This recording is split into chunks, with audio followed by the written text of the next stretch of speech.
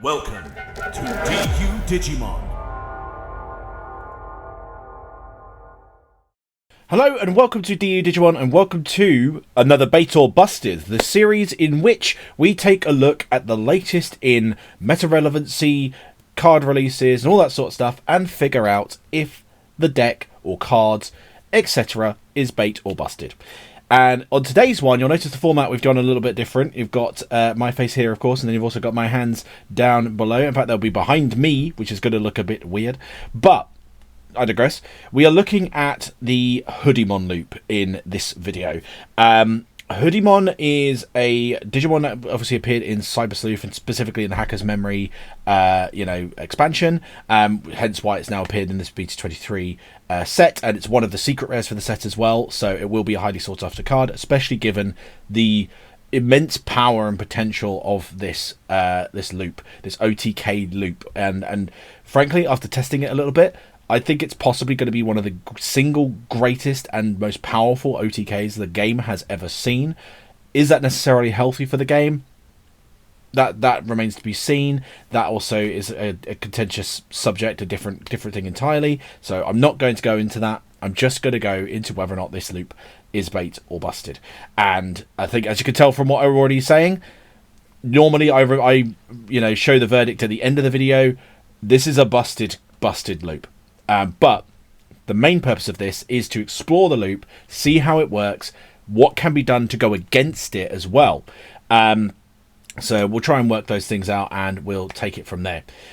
So first of all, the thing to understand with the loop is how it works. And the way it works is it uses a combination of your CS cards from BT22 and your Hoodie traded cards, which also are CS traits from BT23. And you use them in conjunction to make this loop work. Now, the star of the loop is, of course, Hudiemon herself. She is a 7-cost, 7000 DP, level 4 green and yellow Digimon. So huge DP costs. Huge play cost, huge DP for a level 4 to have.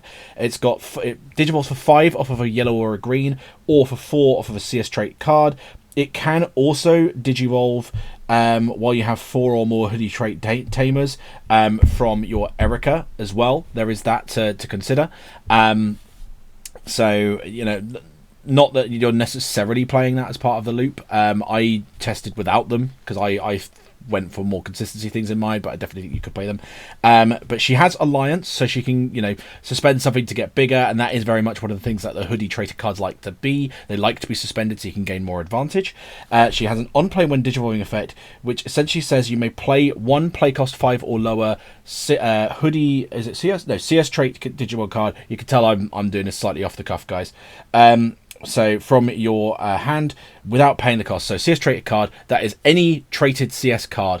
Bearing in mind that doesn't include options because options are not played, they are used. So it basically just means any tamer or Digimon. We're just fine tuning that meaning.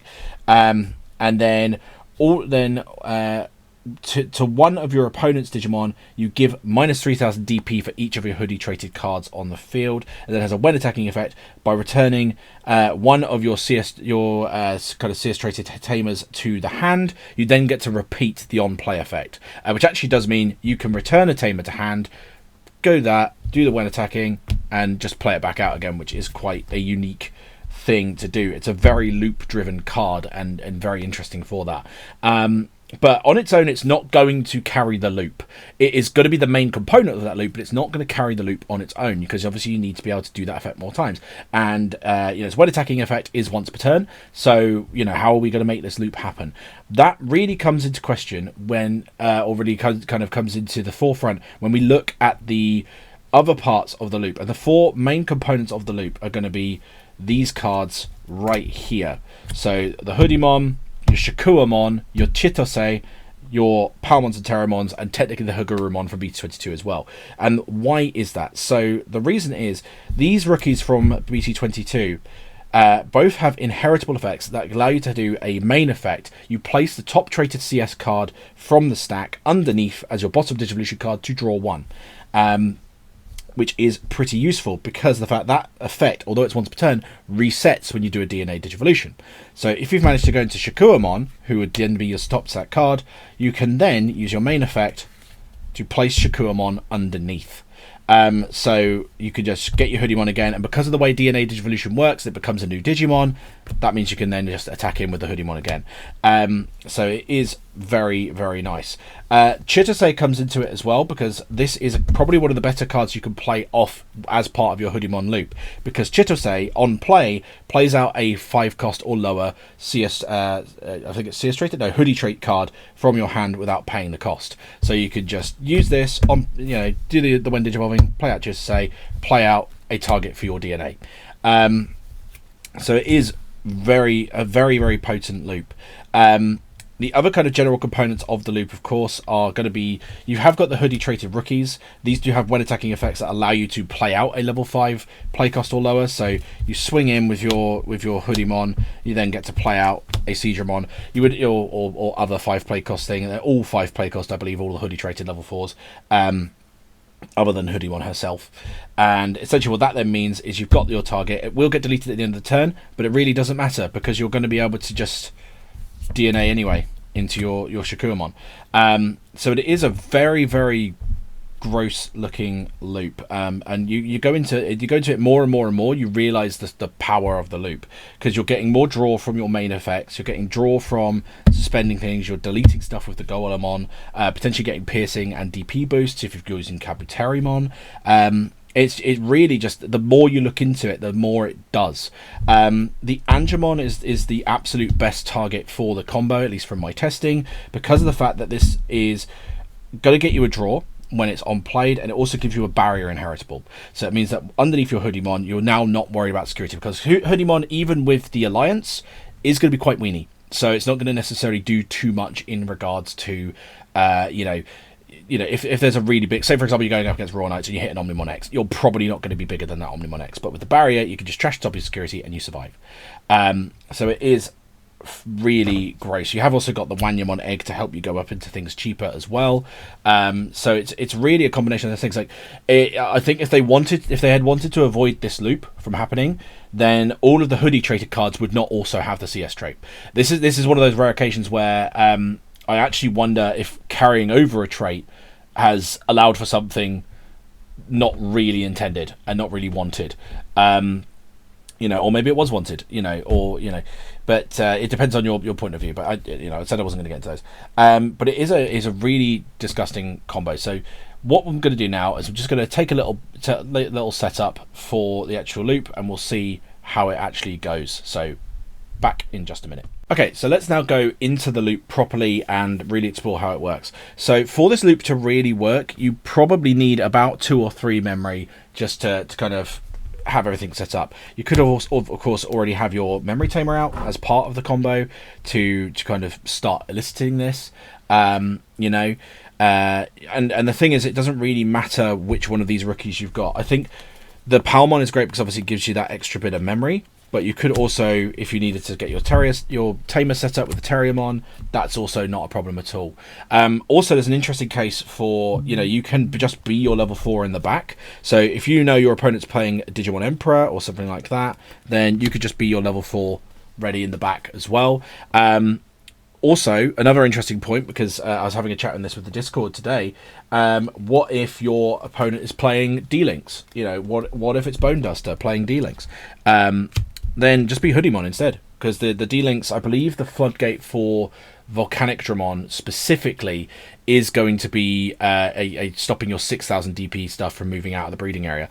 Hudiemon is a 7,000, so that's fine. Obviously, I think the rest of the combo does still, get hurt, because this would have had to have been already out or something like that, but I digress. I think we'll get into kind of the things that this deck is weak to in a bit, but right. So we've gone into all this sort of stuff. So let's say we're not our Hudiemon just yet. Let's say we are a Golemon instead. So what is going to happen is we're going to push on up. We're going to use our main effect, pop this underneath, draw a card from our deck, which, just so you know, I haven't got the deck out because I've got all the cards in here. My deck is my hand currently, just so you know. But we do this, place the Golemon underneath to go into Terriermon. Terriermon will let us play out something. So let's say we're playing out a Chitose, because we've got 1 or fewer tamers, so we can do that. Chitose then lets us play out a Angemon to let us go into the draw and everything. Then Wanyamon goes off, allowing us to go into Hudiemon for 1 reduced cost, which will take us to 0. So we've now set up the loop. Then what we're going to do next is we're going to swing with Hudiemon, declare Alliance over here, and then we're going to pop Chitose into our hand to then play out the Chitose again. Chitose then will let us play a other Digimon, so let's go for Seedramon this time, why not? And then what's going to happen is we do our 2 checks. Cool, so 2 checks done. But now, because of the fact that Shakuamon uses a yellow level 4 plus a blue or black level 4, we could DNA with these 2 to go into Shakuamon. Then from here, we do the main effect again, because we're now a new Digimon, to pop Shakuamon underneath, and we are back into Hudiemon. Hudiemon will then swing in Alliance, getting a draw from Seedramon, do it when attacking, pop Chitose back into our hand, to then play Chitose back out again, and we'll play Angemon. That's 2 more checks. Then, again, we're going to DNA, and bear in mind we've got barrier underneath us with the Angemon, so we are fairly safe to check in this time, whereas the first swing would have been our most contentious one. Let's then say we've DNA'd with Seedramon this time, because why not? And we're back into Shakuamon. Then just do it again, main effect, underneath, Hudiemon's there. Swing, Alliance, pop Chitose in hand, play it back out again, play out Angemon, 2 checks. And then we've done all of the checks. We've done technically 6 checks with this combo. And we're just going to DNA 1 more time into Shakuamon to then swing for game. So that is how that loop works. I played this against Dan yesterday in testing, and essentially the way it just seemed to just climb out of nowhere was phenomenal, like scary phenomenal. Like he was playing Turtle Ganku, and I did actually lose the match. I will put that out there, but I'm gonna chalk that up to 2 things. One, Gankumon is no slouch when it comes to decks. It's a really, really good deck, but also it is down to me not quite having the ratios right for my particular build for Hudiemon Loop, because I don't actually know if I'm properly building it yet. I personally don't like loop decks. I don't find loop decks particularly fun. I don't find them particularly fair. I just don't enjoy them. Yes, competitively speaking, if you're trying to win a tournament, a loop deck can often be a really consistent way of being able to get wins. However, for me personally, I'm more into Digimon for playing it for fun. Actually, my least favourite part of Digimon right now, I think, is probably the meta stuff, if I'm being honest, which you can see more of me talking about that in the Death of Digimon TCG video we did, which, just to reiterate, that was a rhetorical question. The game's not dying. We're putting out a question, not a statement. Anyways, I said I wasn't going to go into that topic, but this is what happens when I free flow. I'm not scripted on this one, guys. I usually script myself for Bait or Busted, but I've not really had time to script stuff, so I'm doing more of just a chat with this one. But yeah, that is the kind of the loop there. It does a lot of things. It is interesting as well, because you do have, once you get into this kind of state where you've got your stack and you've got your Shakuamons underneath, you technically have a form of protection, which is if this would leave, you can play out a level 4 underneath it. And because that's on top of this Shakuamon, you can do it, and then that Shakuamon does it, and then this Shakuamon does it. We just end up with loads of stuff out on board. The real thing with Hudiemon Loop, I think the way to beat it, there's 2 things. One, it can lose to itself, because as any OTK goes, they have to have the consistency is the main thing. They have to get to their pieces. They have to be ensuring that they're going to be, at the point where they can OTK you. And that's not always going to happen. They're not always going to draw into the right things and things like that. The other thing as well is that Hudiemon inherently does not really have too much in the way of protection or counterplay. So in the matchup yesterday against Ganku, specifically for that deck, because Gankumon X gives Digimon effect immunity to the whole board, I really struggled when Dan had set that up, because although I could keep swinging and swinging and swinging and swinging and swinging, I just couldn't get past the amount of bodies he had on board, and I couldn't clear anything. The other thing as well is aces. Aces can technically hurt Hudiemon. Granted, Hudiemon does have that DP minus, so if you've got enough hoodie traded cards, but most of the time, because I believe this does only take into, so then one of your opponents Digimon give -3,000 for the turn for each of your hoodie traded Digimon. So it only takes Digimon on the field with the hoodie trait as part of that effect. If it took Tamers as well, then it'd be busted. But because it only takes Digimon, a lot of the time during that when attacking timing, you're probably only going to have 2 bodies on board, which means that's only going to be a -6, which is not necessarily going to clear things that could become an ace. It might clear away a level 4 that could become a level 5 ace, but a level 6 ace is going to give this deck problems, especially if it's something maybe, for example, like Black or Greymon. So this is a 7 play cost card. It's not safe from Black or Greymon deletion. So there is that thing to kind of take into consideration with it. So, you know, the consistency is more of a luck thing. The ace mechanics, your Digimon effect immunity, you know, the kind of deck you're building will be the real key to beating this one. There are decks I think that might struggle with it. Like I do actually think Omnimon, which of course has its own kind of OTK loop. I don't know yet because I've not tested against it. You know, but I think I will be trying to. I think Omnimon could potentially suffer against this because those two is going to be a case of which OTK goes off first, and Omnimon I think has more things to set up because this sets itself up as it goes. Like Omnimon can play out Nokias and can do all that sort of stuff, but it can't play out the ties that well. It can't play the ties and mats out that well. It can't. You know, it needs to have all of that memory because it uses so much play cost to do its things, so much memory cost to do its things. Whereas this literally is a case of you need 3 memory to go full combo. That's it. That's all you need. So if you've got 1 memory tamer out, or if you've got a Chitase and it gives you a memory because you've got a hoodie traded Digimon, doesn't matter. 3 memory is all you need, which is really kind of nuts with this deck. Yeah, it's got barrier to protect itself when it swings in. You potentially could have blocker on it if you played Ankylamon. I didn't even get into really the strength of all these different hoodie cards that you can suspend as well, because like you've got Kabuterimon gave you piercing and 3,000. Of the 3 of these, actually it's probably the weakest one because of the fact it's yellow but not black or blue. Hoodiemon's already yellow, so you don't need more yellow to do the Shakurmon DNA. You need the black and blue. So in that regard, the better ones are probably going to be your when I blooming find them. It's the problem of not having everything sorted out when I decide to film these things. Is Seedramon and your where's the other guy? Is he in this pile? Is the other guy in this pile? Golemon? Yeah, and the Golemon.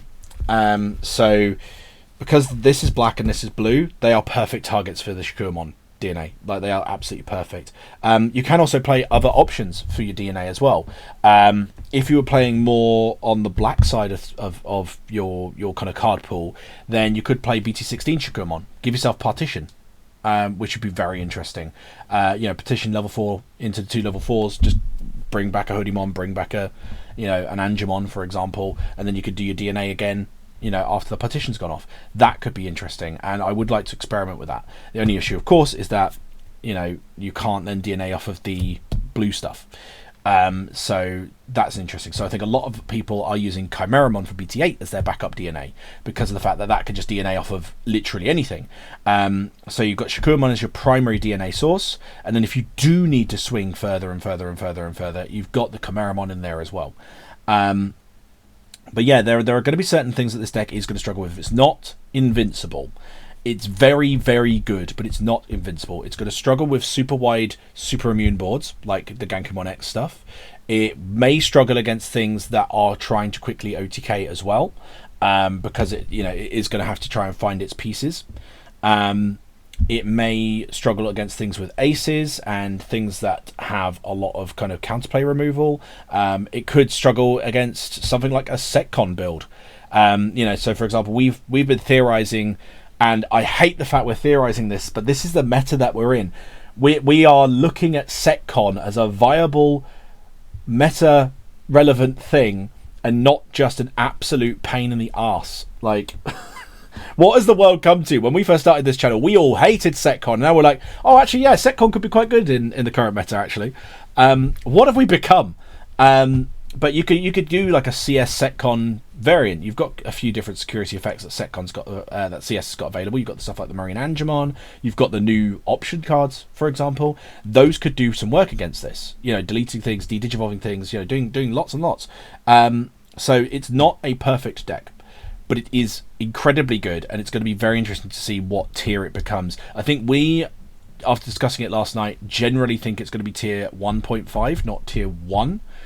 But we could be completely wrong. It's on a knife edge, frankly, because I think when you do that full combo and do the full OTK, it absolutely is tier 1 material. It's getting there though. It's kind of that that correlative graph that I talk about. I have talked about on the channel, but a long time ago. And essentially, to explain that again, is the way I see most meta decks and most decks in general is that there is an axis of consistency and an axis of power, and where the decks meet along that graph is where you're going to get the perfect sweet spot. So when you're high enough on the consistency chain and high enough on the power chain, that's where you are the perfect meta deck. If you're too high on the power but not the consistency, you're not a meta deck. If you're too high on the consistency but not enough on the power, you are not a meta deck. It's when you find that sweet spot of consistency and power that is where we're going to go. And this absolutely is slightly leaning more towards the power side of things, slightly less of the consistency, but it's not as inconsistent as other OTKs. So I think this deck's going to be really scary, and as much as I don't want to build it, the thought of building it is getting more and more tempting as we get towards Bristol regionals. But yeah, that is the deck, guys, or rather the combo loop. If I do decide to build it properly, I may very well do an actual deck profile on it. Right now, I don't know, because I'm very conflicted when it comes to loop decks. But do let me know what you guys think about Hudiemon. Do you think this is a healthy deck for the game? Do you think it is a toxic one for the game? Do you think do you have no problems with it at all? Just let me know in the comments below, and let me know what other things you would like to see. Maybe you want to do another bait or busted. I know I had a comment the other day about potentially a Raw Knights video. I will definitely have a look at Raw Knights stuff for like having a look at the Raw Knight pool for things. Do we want to look at maybe some decks which aren't getting as much shining spotlight from BT23, because BT23 is actually, in terms of the way sets goes, yes, there are some absolutely crazy bonkers, possibly too good cards in it, but also there is a lot of little micro supports for a lot of old strategies. I mean, that Shakurmon, for example, could very easily go into an Armadillomon deck. So there are little things here and there that could be really interesting.